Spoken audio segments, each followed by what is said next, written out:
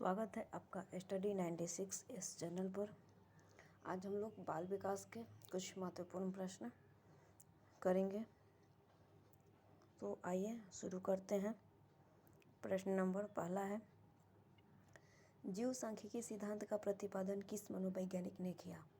Option है फ्रांसीसी Galton, दूसरा ऑप्शन है सोरेनसन, तीसरा ऑप्शन है लेमार्क और चौथा लेविन। तो ये जीव सांख्यिकी सिद्धांत का प्रतिपादन किस मनोवैज्ञानिक ने किए थे? तो इसका आंसर है तीसरा नंबर ऑप्शन लेमार्क। दूसरा प्रश्न है, बालकों की बुद्धिमत्ता निर्भर करती है, मतलब बालक की बुद्धिमत्ता किस पर निर्भर करती है?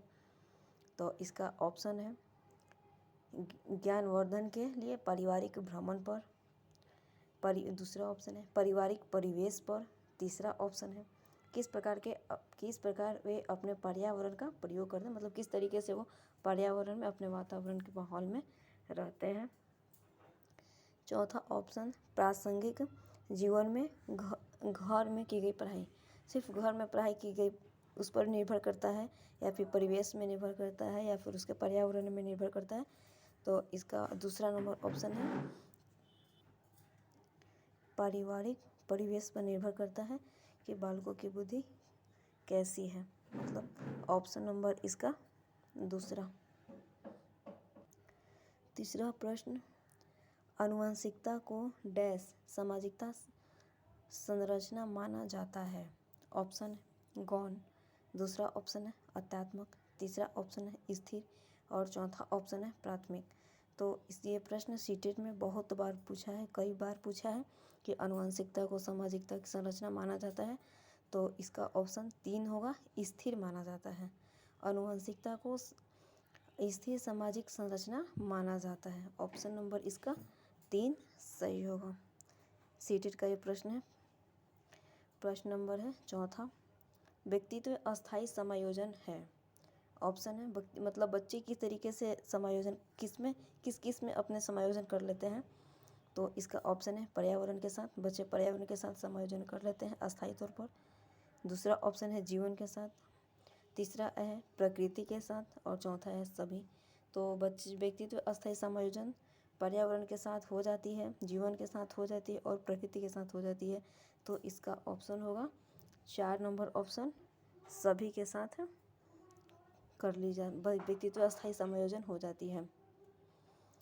प्रश्न है 5, निम्नलिखित में से कौन सी एक अच्छे प्रश्न पत्र की विशेषता नहीं हो सकती है? मतलब कौन सा है एक अच्छे प्रश्न की विशेषता नहीं है?